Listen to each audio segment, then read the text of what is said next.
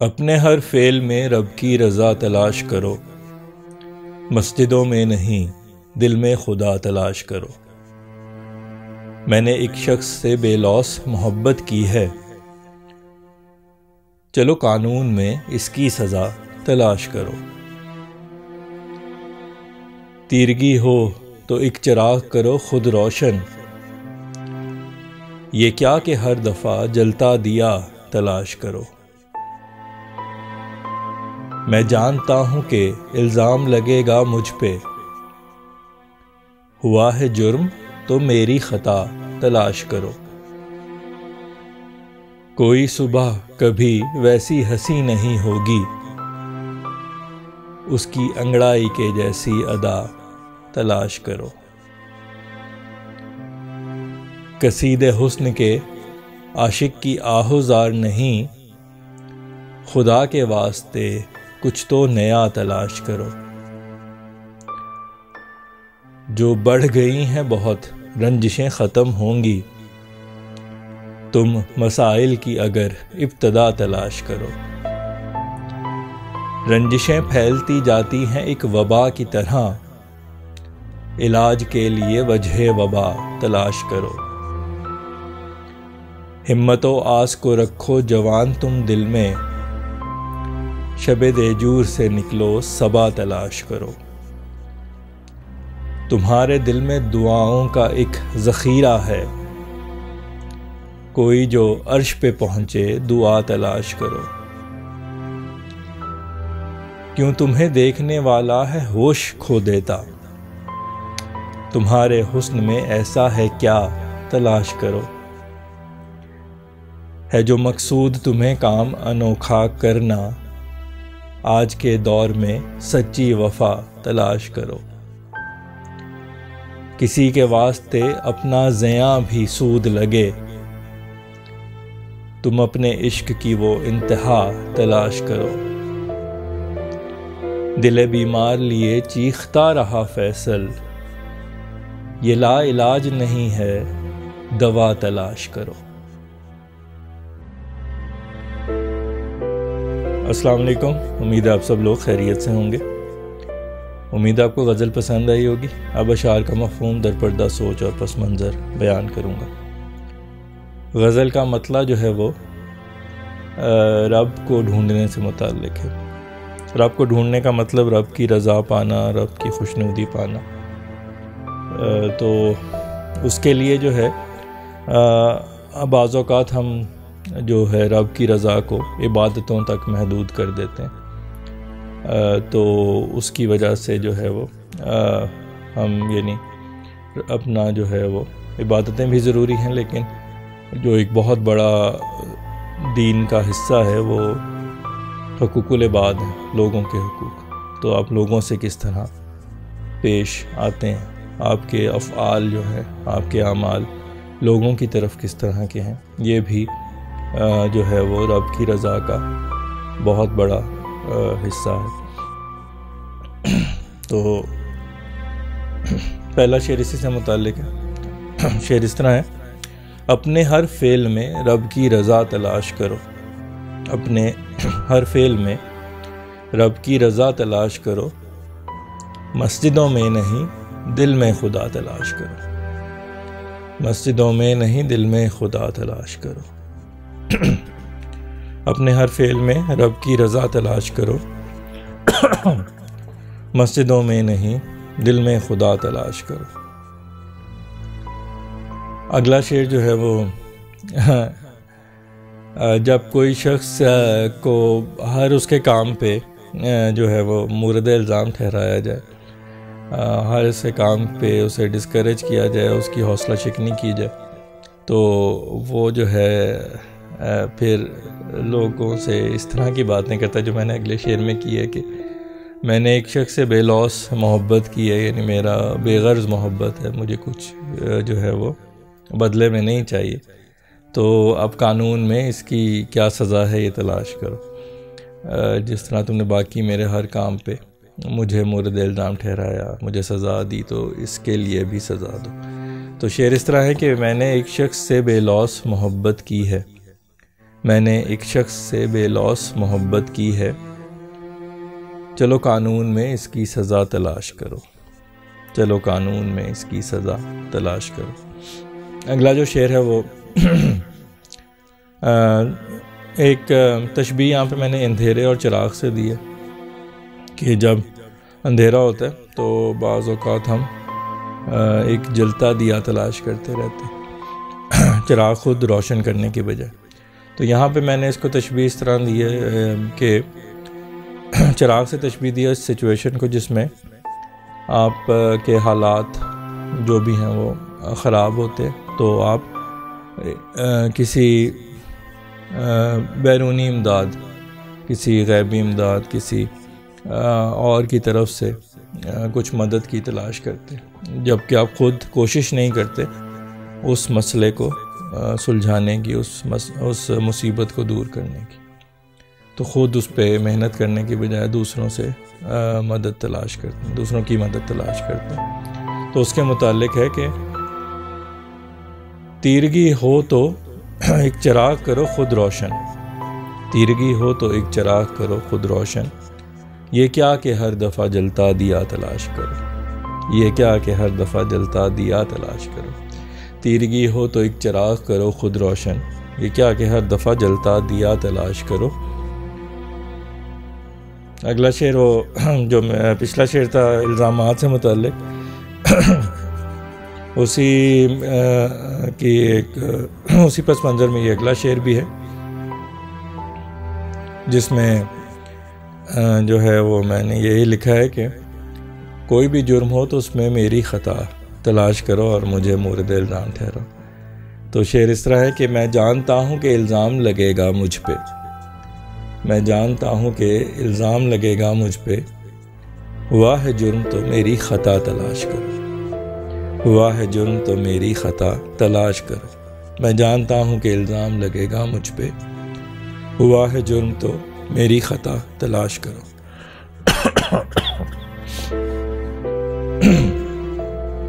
اگلا شعر جو ہے وہ محبوب کی اداؤں سے متعلق ہے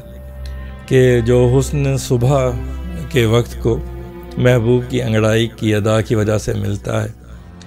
وہ کسی اور چیز سے نہیں ملتا۔ تو شعر اس طرح لکھا ہے کہ کوئی صبح کبھی ویسی ہنسی نہیں ہوگی، کوئی صبح کبھی ویسی ہنسی نہیں ہوگی، اس کی انگڑائی کی جیسی ادا تلاش کرو، اس کی انگڑائی کے جیسی ادا تلاش کرو، کوئی صبح کبھی ویسی ہنسی نہیں ہوگی، اس کی انگڑائی کے جیسی ادا تلاش کرو۔ اگلا شعر جو ہے وہ شاعروں سے متعلق ہے کہ اکثر شاعری، اردو شاعری کا ایک جو مین بہت بڑا ایک حصہ ہے وہ رومانوی شاعری ہے، جس میں آپ حسن کی تعریف کرتے ہیں اور عاشق کی آہوزار بیان کرتے ہیں، عاشق کے درد کو بیان کرتے ہیں، درد فرقت، درد ہجر، آلام ہجر، وہ سب کچھ اس میں آتا ہے، تو بہت بڑا پورشن اس کا ہے۔ تو یہاں پہ میں نے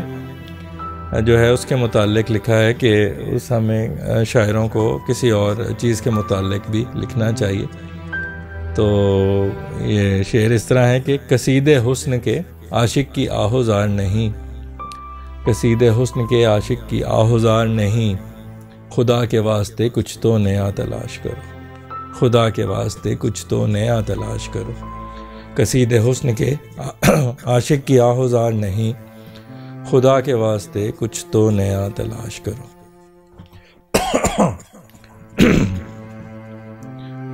اگلا جو شعر ہے وہ مسائل سے متعلق ہے، رنجشوں سے متعلق ہے کہ جب رنجشیں بڑھ جاتی ہیں، رنجشوں کا بڑھنے کا اصل وجہ یہ ہوتی ہے کہ جو مسائل کی جو بنیاد ہوتی ہے، جو جڑ ہوتی ہے، اس کو جو ہے وہ دور نہیں کیا جاتا۔ روٹ کاز انالیسس جس کو کہتے ہیں انگلش میں، کہ مسائل کی مین وجہ جو جڑ ہے اس کا انالیسس نہیں کیا جاتا، اور جو ہے وہ مسائل اس وجہ سے بڑھتے جاتے۔ ایک درخت کی اگر آپ شاخیں کاٹ دو گے تو اس کی جڑیں اگر مضبوط ہیں تو وہ درخت پھر بھی گرو کرتا رہے گا۔ تو جڑوں کو کاٹنا ضروری ہوتا ہے۔ تو اسی طرح مسائل کا بھی اسی طرح کا سلسلہ ہے کہ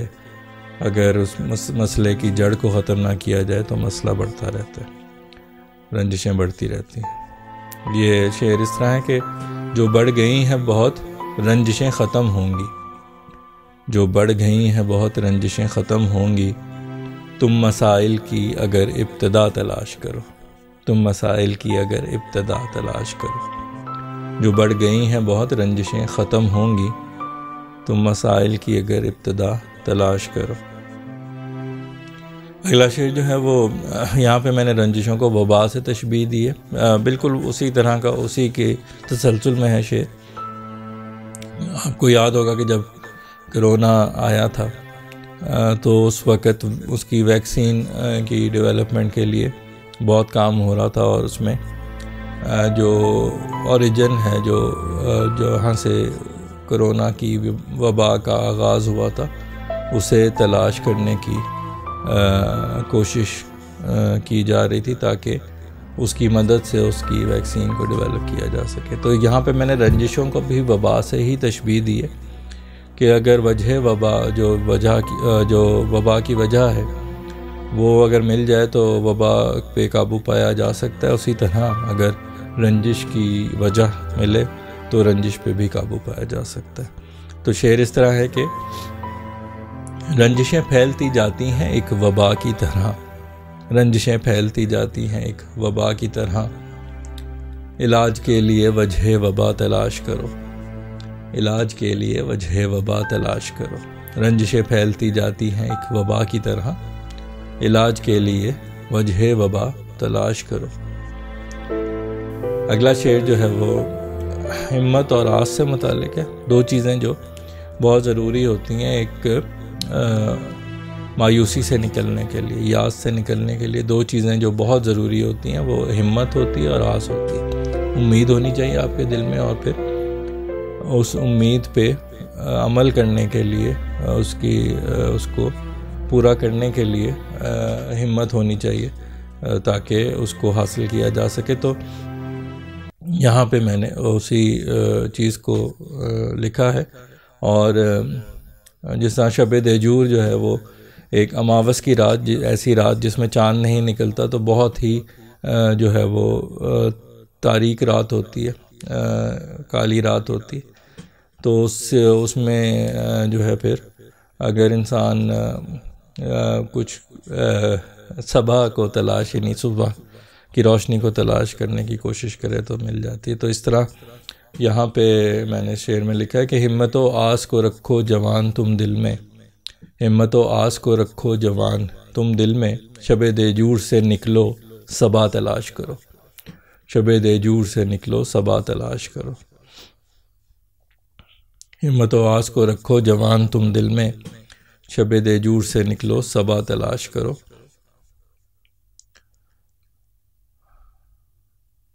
اگلا جو شعر ہے وہ اس غزل کے میرے پسندیدہ اشعار میں سے ایک ہے، جو انسان بہت سی دعائیں کرتا ہے اپنی زندگی میں، بہت ان گنت دعائیں کرتا ہے، تو اس میں سے کچھ دعائیں ہیں جو کہ عرش بری تک پہنچتی ہے، خدا کے حضور پہنچتی ہیں اور قبول ہوتی ہیں۔ تو جس طرح کہتے ہیں کہ دعا جو دل سے نکلتی ہے وہ عرش تک پہنچتی ہے، تو یہاں پہ میں نے اسی کا لکھا ہے کہ دعائیں تو دل میں انسان کے بہت ساری ہوتی ہیں، تو جو عرش تک پہنچے وہ دعا ڈھونڈو۔ تو شعر اس طرح ہے کہ تمہارے دل میں دعاؤں کا ایک ذخیرہ ہے، تمہارے دل میں دعاؤں کا ایک ذخیرہ ہے، کوئی جو عرش تک پہ پہنچے، کوئی جو عرش پہ پہنچے دعا تلاش کرو، کوئی جو عرش پہ پہنچے دعا تلاش کرو۔ تمہارے دل میں دعاؤں کا ایک ذخیرہ ہے، کوئی جو عرش پہ پہنچے دعا تلاش کرو۔ اگلا شعر جو ہے وہ حسن کے متعلق ہے کہ تمہارے حسن کو، محبوب کو مخاطب کر کے کہہ رہا ہوں کہ تمہارے حسن کو دیکھ کے انسان ہوش کھو دیتا ہے، تو تمہارے حسن میں ایسی کیا چیز ہے وہ ڈھونڈنا چاہیے، کوئی اس کا جو ہے وہ ریسرچ کرنی چاہیے کہ تمہارے حسن میں ایسی کیا چیز ہے جس کو دیکھ کے انسان ہوش کھو دیتا ہے۔ تو شعر اس طرح ہے کہ کیوں تمہیں دیکھنے والا ہے ہوش کھو دیتا، کیوں تمہیں دیکھنے والا ہے ہوش کھو دیتا، تمہارے حسن میں ایسا ہے کیا تلاش کرو، تمہارے حسن میں ایسا ہے کیا تلاش کرو، کیوں تمہیں دیکھنے والا ہے ہوش کھو دیتا، تمہارے حسن میں ایسا ہے کیا تلاش کرو۔ اگلا شعر جو ہے وہ آج کل کے دور کے متعلق ہے، جس میں سچی وفا جو ہے، سچی محبت تلاش کرنا بہت مشکل کام ہے۔ آج کل نفسا نفسی کا دور ہے، غرض کا دور ہے، تو ہر جو ہے وہ جذبے، ہر جو ہے محبت، اس کے پیچھے کچھ نہ کچھ غرض ہوتی،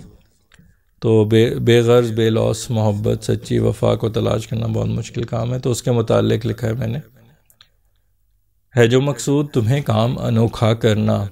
ہے جو مقصود تمہیں کام انوکھا کرنا، آج کے دور میں سچی وفا تلاش کرو، آج کے دور میں سچی وفا تلاش کرو، ہے جو مقصود تمہیں کام انوکھا کرنا، آج کے دور میں سچی وفا تلاش کرو۔ اگلا شعر جو ہے اسی کے تسلسل میں، جس میں جو ہے وہ اسی کے متعلق لکھا ہے، اور ایک بے لوث اور پرخلوص اور بے غرض محبت کی بیسیکلی کی ڈیفینیشن یہاں پہ کی ہے، اس کی تعریف کی ہے کہ اس کا مطلب کیا ہوتا ہے۔ تو شعر اس طرح ہے کہ کسی کے واسطے اپنا زیاں بھی سود لگے، کسی کے واسطے اپنا زیاں بھی سود لگے، تم اپنے عشق کی وہ انتہا تلاش کرو، تم اپنے عشق کی وہ انتہا تلاش کرو، کسی کے واسطے اپنا زیاں بھی سود لگے، تم اپنے عشق کی وہ انتہا تلاش کرو۔ اگلا شعر جو ہے غزل کا آخری شعر ہے، مقطع ہے، جس میں اس غزل کا میرا سب سے پسندیدہ شعر ہے، جس میں میں اپنے بارے میں لکھ رہا ہوں کہ میں اپنا دل جو ہے، دل بیمار دل کو لے کے چیختا رہا کہ لوگ یہی کہتے رہے کہ یہ لا علاج ہے، تمہارے دل کو جو بیماری ہے وہ لا علاج ہے۔ تو میں جب کہ دل کو اٹھائے چیختا رہا کہ یہ لا علاج نہیں ہے، تو اس کی دوا جو ہے وہ تلاش کرو۔ شعر اس طرح ہے کہ دل بیمار لیے چیختا رہا فیصل، دل بیمار لیے چیختا رہا فیصل، یہ لا علاج نہیں ہے دوا تلاش کرو، یہ لا علاج نہیں ہے دوا تلاش کرو، دل بیمار لیے چیختا رہا فیصل، یہ لا علاج نہیں ہے دوا تلاش کرو، اپنے ہر فعل میں رب کی رضا تلاش کرو، مسجدوں میں نہیں دل میں خدا تلاش کرو۔ جی جناب، تو یہ تھی غزل اور اشعار کا مفہوم، امید ہے آپ کو پسند آئے ہوں گے۔ تو اگلی غزل تک کے لیے آپ سے اجازت چاہتا ہوں، اس دعا کے ساتھ کہ اللہ آپ کو اپنے حفظ و امان میں رکھے، شاد و آباد رکھے، خوش و خرم رکھے، بیماریوں، پریشانیوں اور آزمائشوں سے محفوظ رکھے۔ اپنا بہت خیال رکھیے، خوش رہیے، خوشیاں بانٹیے۔ انشاءاللہ اگلی غزل کے ساتھ آپ سے دوبارہ ملاقات ہوگی، تب تک کے لیے اللہ حافظ۔